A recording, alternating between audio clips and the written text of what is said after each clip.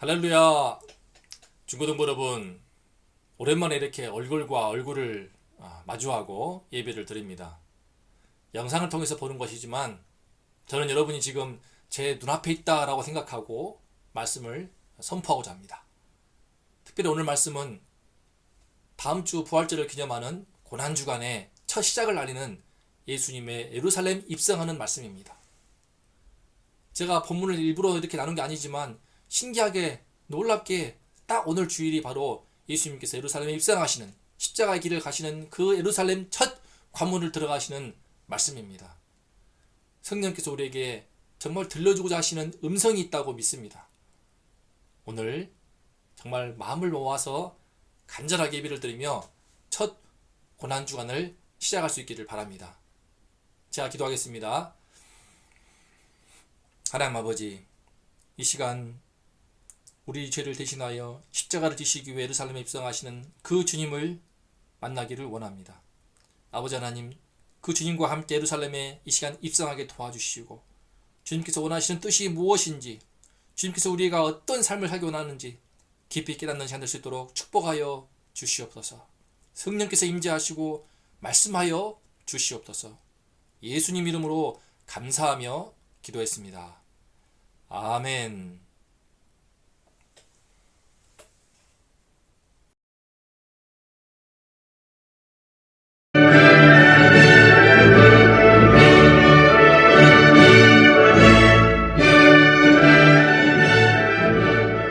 나귀 새끼를 예수께로 끌고 와서 자기들의 겉옷을 그 위에 얹어 놓음에 예수께서 타시니 많은 사람들은 자기들의 겉옷을 또 다른 이들은 들에서 벤 나뭇가지를 길에 펴며 앞에서 가고 뒤에서 따르는 자들이 소리 지르되 호산나 찬송하리로다. 주의 이름으로 오시는 이여 찬송하리로다. 오는 우리 조상 다윗의 나라여 가장 높은 곳에서 호산나 하더라.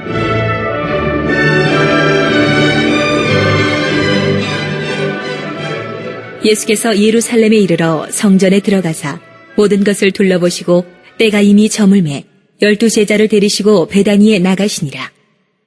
이튿날 그들이 베다니에서 나왔을 때에 예수께서 시장하신지라. 멀리서 잎사귀 있는 한 무화과 나무를 보시고 혹 그 나무에 무엇이 있을까 하여 가셨더니 가서 보신즉 잎사귀 외에 아무것도 없더라.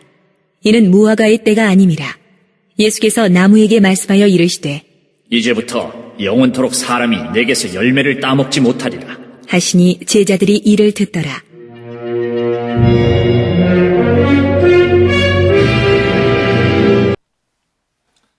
자, 오늘 말씀의 제목은 열매 없는 무화과입니다.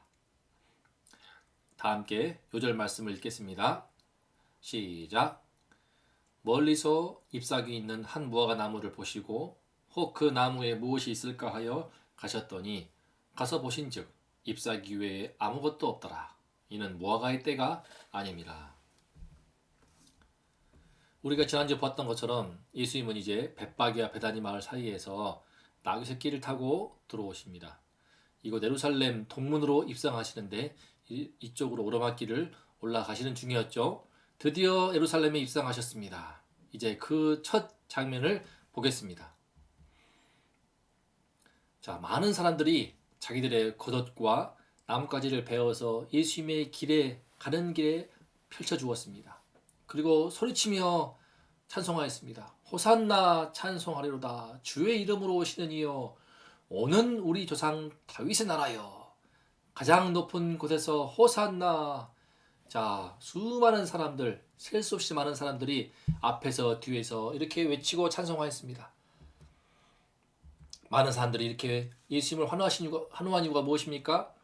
그들이 기다린 바로 그 메시아다라는 그 믿음 때문이었습니다. 그들은 겉옷을 깔았습니다. 자, 당시에 왕이 입성할 때에 신하들이 자기들이 입던 겉옷을 땅에 펼쳤습니다. 마치 우리 이번에 봉준호 감독의 기생충 그 영화가 수많은 영화제에서 상을 받았는데 상 받을 때 어떻습니까? 그 빨간 카페트를 깔고 들어가잖아요. 그와 같이 겉옷을 자기 입던 옷을 카페트처럼 쭉 깔았습니다.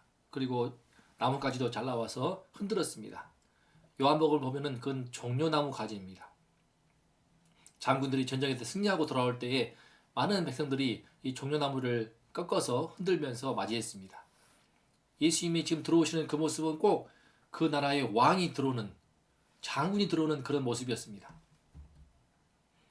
그 내용은 내용을 보면은 또 호산나 찬송하리로다 기뻐하면서 모든 사람이 그냥 크게 외치는데, 마치 우리가 축구 대표팀이 월드컵 대회에서 막 16강, 8강 진출할 때 너무 기뻐서 꿍꿍꿍꿍꿍 대한민국 찬양하듯이 온 예루살렘이 떠들썩하 했습니다.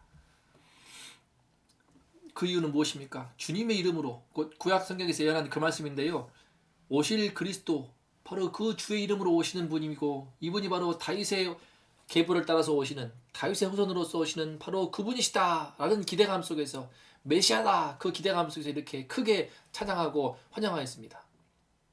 그들의 마음속에는 예수님을 통하여서 앞으로 새로운 세상이 펼쳐지기를 기대하고 있던 것입니다. 그런데 이 똑같은 말씀이 마태, 누가, 요한, 사복음서에 다 기록되어 있는데, 유독 오늘 마가복음 말씀만큼은 예수님의 반응이 나오지 않습니다. 예수님은 수많은 사람들이 찬양할 때에 바리새인들이 저들의 입을 닫게 하시오라고 할 때, 저들의 입을 닫게 되면 돌들이 나를 환영하며 소리칠 것이다라고 말씀하시기도 했습니다. 온 세상이 그를 따른다고 바리새인들은 막 낙심하기도 했고요. 성이다 소동하면서 갈릴리에서 오신 그 선지자다라고 하면서 기뻐하는데, 이 유독 마가복음 말씀은 그런 표현이 되게 절제되어 있고 예수님은 반응하시지도 않습니다. 왜 그럴까요? 왜? 사실은 바로 다음 11절이 중요한 부분입니다. 다 함께 11절 말씀 읽어보겠습니다. 시작. 예수께서 예루살렘에 이르러 성전에 들어가사 모든 것을 둘러보시고 때가 이미 저물매 12 제자를 데리시고 베다니에 나가시니라. 예수님께서 예루살렘에 들어가신 첫 번째 날 모습은 어떠했는가? 들어올 때는 화려했습니다. 뜨거운 그 열광적인 분위기 속에서, 환호하는 군중 속에서 들어오셨는데, 문제는 예수님이 들어오셔서 제일 먼저 가신 곳이 바로 성전이었습니다. 성전에 들어가서 나오지 않으시는 거예요. 계속 모든 것을 둘러보시고 때가 이미 저물매, 날이 저물도록 예수님은 그 성전에서 백성들이 어떻게 제사를 드리는지, 어떻게 헌금하는지, 어떤 식으로 거기서 예배가 이루어지는지를 지켜보시면서 온종일 그곳에 머무던 것입니다. 예수님의 가장 큰 관심은 무엇이었습니까? 바로 성전이었어요. 성전.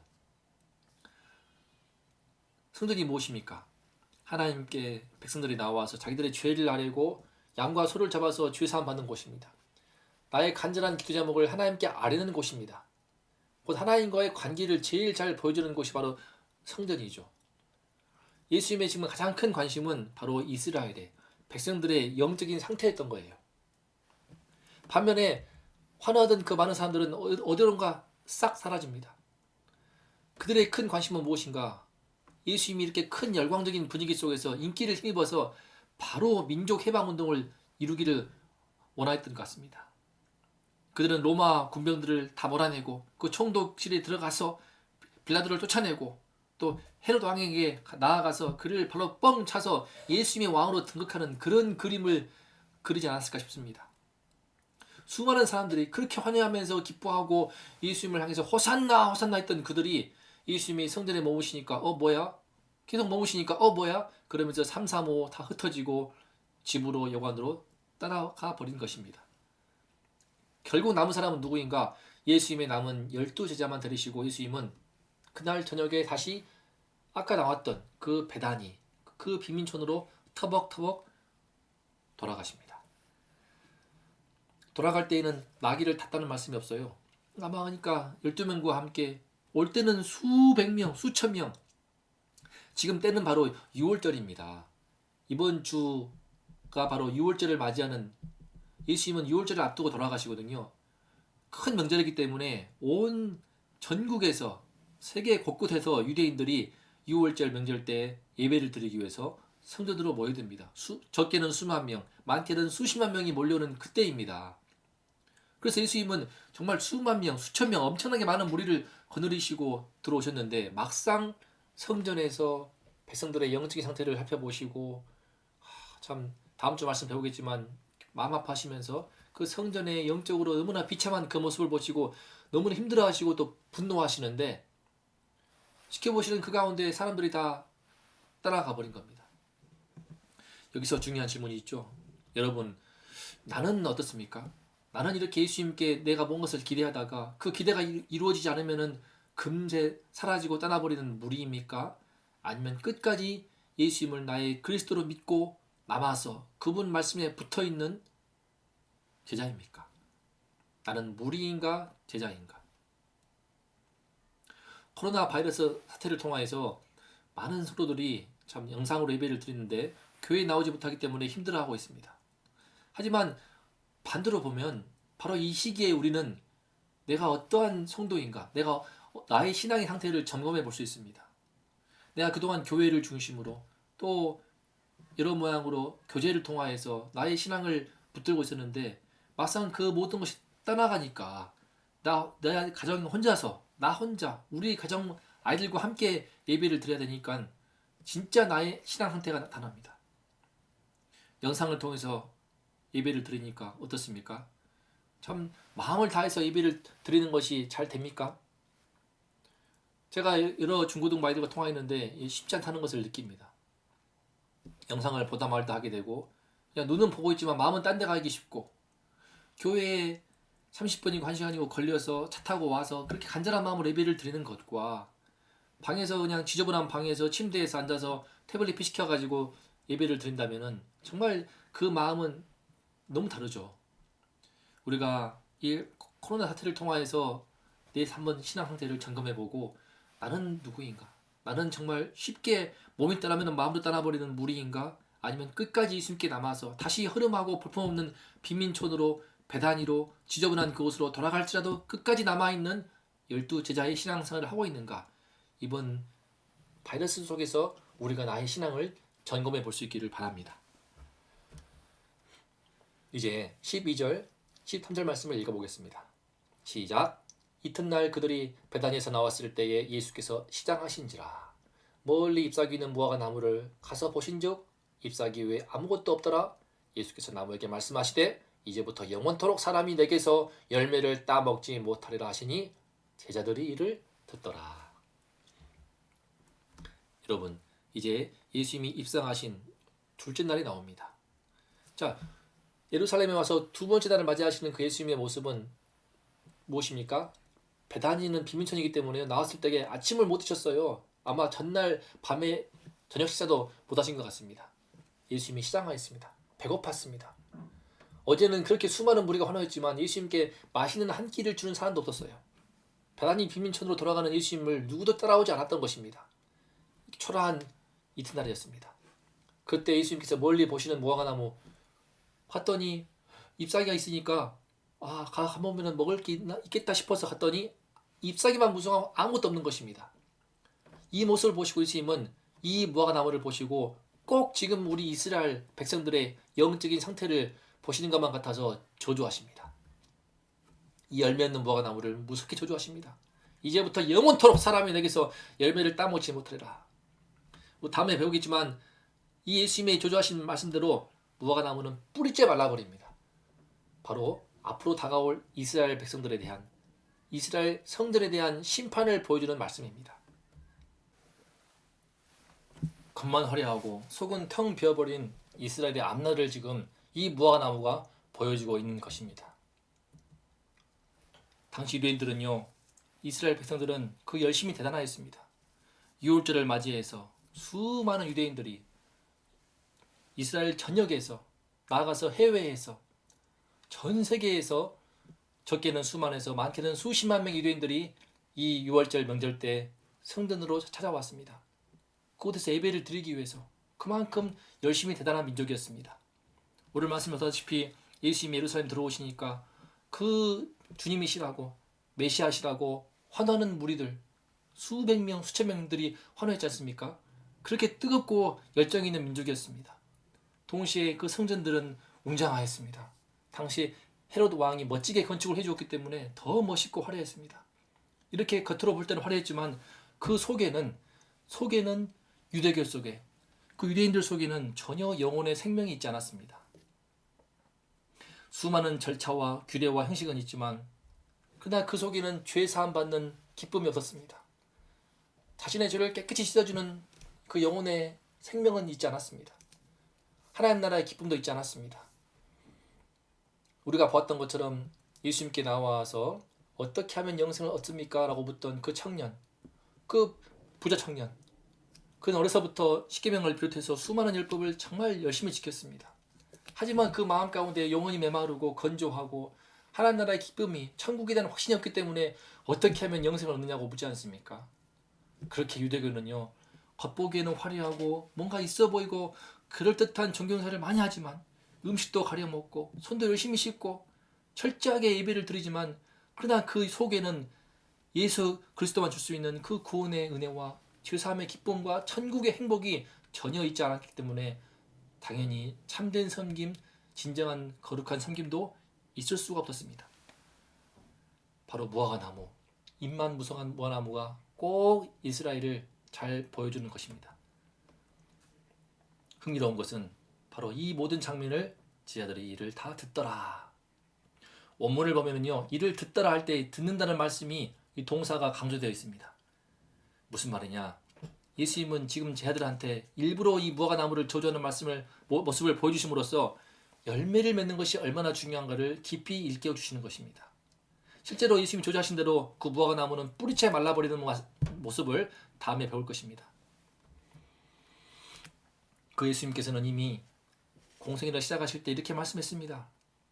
아름다운 열매를 맺지 않는 나무마다 찍혀 불에 던져지느니라.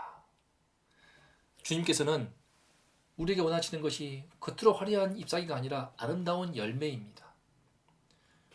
주님의 말씀을 순종하는 열매, 하나님 뜻에 합당한 열매입니다.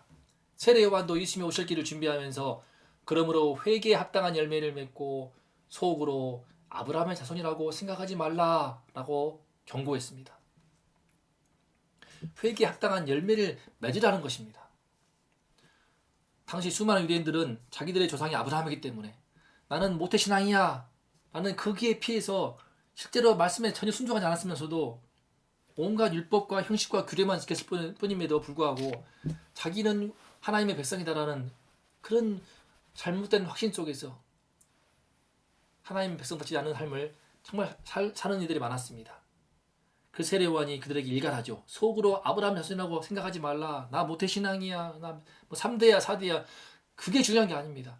나의 삶 속에 회개에 합당한 열매를 지금 내가 맺고 있는가. 그래서 중요한 것은 무엇입니까? 나입니다. 나. 이 시간 우리 코로나 바이러스 사태를 통하여서 우리 자신의 신앙을 돌아보기를 바랍니다. 나는 과연 열매를 맺는 무화과나무인지 아니면 잎사귀만 많은 무화과나무인지. 나는 정말 점점 주님 안에서 복음의 생명수가 흘러들어와 주님이 기뻐하시는 아름다운 열매가 조금씩 맺히는 신자인지 아니면 교회에 왔다 갔다 하고 있지만 뭐 헌금도 열심히 하지만 눈에 보이는 겉으로만 그렇게 보일 뿐 실제로는 잎사귀만 무성한 그런 신자는 아닌지 우리가 정말 돌아보아야겠습니다. 저도 이번 바이러스 사태 속에서 교회를 나가지 못하고 또 기도원도 못 가고 홀로 집에서 예배드리며 말씀을 준비하는 가운데 저의 신앙이 얼마나 그동안 정말 기도원 중심인지 또 교회 중심인지를 돌아보고 회개하게 되었습니다. 좀 더 내 스스로 주님께 나오기 위해서 애를 써야 되는 것을 많이 깨달았습니다. 예수님 앞에 나오기 위해서 더 애를 써야 되는 것을 정말 깊이 깨닫고 있는 요즘입니다.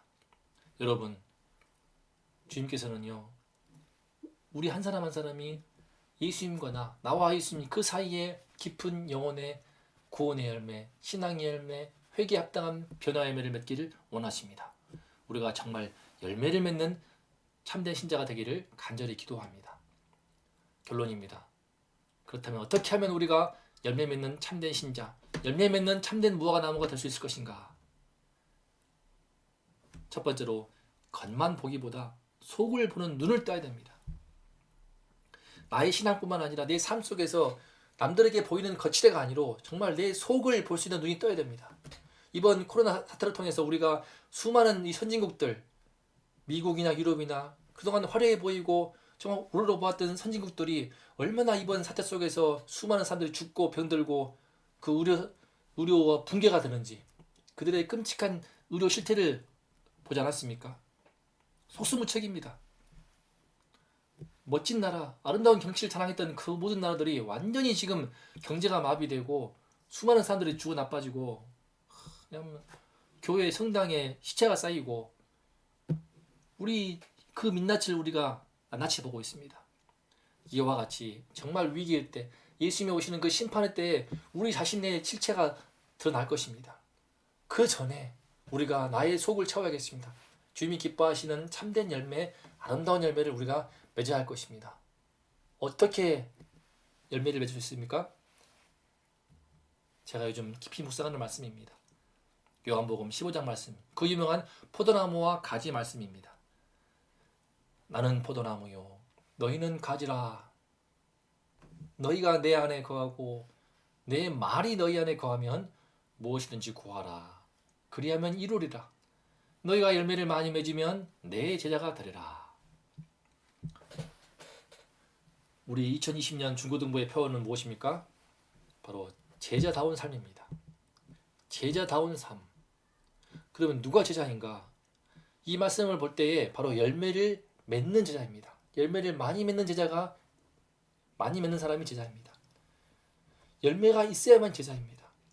그럼 어떻게 하면 열매를 맺는가? 무엇이든지 구하라. 그리하면 이루리라.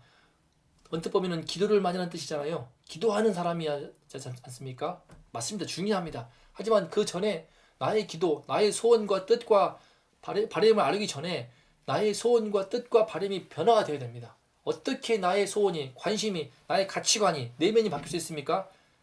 너희가 내 안에 거하고 바로 예수님 안에 거해야 됩니다. 예수님 안에 거하는 것이 무엇입니까? 예수님의 말씀이 우리 안에 거하는 것입니다. 내 안에 예수 그리스도의 말씀이 그 생수가 흘러야 하는 것입니다. 그래서 우리가 배울 수 있는 것, 끝까지 수많은 사람들이 환호하고 떠나갔지만 그와 관계없이 초라한 비민초에 돌아갈지라도 예수님과 끝까지 붙어있던 그 제자처럼 예수님 안에, 그 예수님의 주의 말씀에 우리가 더 힘써 들어가서 그 말씀에 붙어 있어야만 하겠습니다. 그럴 때 주의 말씀 안에 거할 때 우리 안에 성령께서 역사하셔서 우리 내면이 바뀌게 되고 우리의 모든 죄가 다 깨끗이 씻기고 눈과 같이 하얘지면서 우리 내면 안에 인격이 바뀌게 되고 성령께서 역사하셔서 우리 삶을 변화시킬 것입니다. 사람들과의 관계에 있어서도 정말 진실하고 진정성 있는 신자로 바뀌고 변화하도록 할 것입니다. 우리에게 중요한 것, 그것은 무엇입니까? 예수님 안에, 주님의 말씀 안에 힘써 가는 그것입니다. 우리가 이번 고난주간을 맞이해서 정말 새롭게 주의 말씀에 붙어있고자 힘줄 수 있기를 바랍니다. 그동안 교회에 나오지 못했기 때문에 몸이 떠나 있으니까 마음도 떠나게 되고 마음도 느슨해지고 풀리게 되는 그런 측면이 많았습니다. 저도 그것과 싸우느라고 지금도 애를 쓰고 있습니다. 여러분, 우리가 지금까지 어떠했던지 간에 지난 5주간의 지난 6주간의 삶을 다 이제 뒤로 하고 이번 예수님의 고난주간을 맞이하면서 새롭게 힘써서 일어나서 주님의 품 안으로, 주의 말씀 안으로 힘써 들어가서 주 예수 그리스도의 그 십자가의 복음 속으로 우리가 힘써 들어가서 예수님의 참된 제자로 새롭게 출발할 수 있기를 간절히 기도합니다. 주님께서 은혜를 주셔서 환호하다가 잠깐 뜨겁다가 떠나는 그런 무리가 아니라 어떤 상황이라도 바이러스, 아니 더 큰 바이러스 사태가 오더라도 끝까지 예수님께 붙어 있으면서 홀로 예수님께 나아가서 나와 예수님과 나의 깊은 사귐과 사랑의 관계성을 나눌 수 있는 그런 신자가 되어서 우리 삶에 주님이 기뻐하시는 열매가 아름답게 풍성하게 맺힐 수 있기를 간절히 기도합니다. 기도하겠습니다. 하나님 아버지, 참으로 열매 맺는 신자가 되기를 원합니다. 잎사귀와 무성하여서 주님의 심판의 때에 불타버리는 그런 끔찍한 참 결말이 아니라 주님 오실 때에 칭찬받고 주님 오실 때에 참 충성된 종아, 착하고 충성된 종아 칭찬받는 그런 신자 되기를 원합니다. 이번 고난주간 맞이해서 아버지 하나님, 느슨했던 그 모든 마음들 다 떨치고 일어나서 주님께 힘써 나아가 주의 말씀 속에 들어가도록 도와주시옵소서. 우리 모든 중고등부 한 명 한 명 붙들어 주시고, 주님의 시여 영상을 통한 예배일지라도 이제 이번 고난주간을 계기로 해서 더 힘껏 주의 말씀 안에 들어가고자 힘쓰는 가운데 새롭게 성령을 체험하고 예수님의 제자로 설 수 있도록 아버지 하나님 축복하여 주시옵소서. 우리 주 예수님 이름으로 기도했습니다. 아멘. 자, 여러분, 오늘 주일 말씀으로 우리는 예수님의 그 예루살렘 입성을 통하여서 고난주간의 첫 시작을 하였습니다. 이제 이번 한 주 동안 이제 주의 말씀 통하여서 깊이 묵상하면서 예수님의 십자가의 그 길을 함께 걷기를 바랍니다. 우리 모든 중고등부 정말 고난주간 통하여서 우리 새로운 전기를 모두가 다 맞이할 수 있기를 주님의 이름으로 축복합니다. 그러면 다음 주에 뵙겠습니다. 안녕.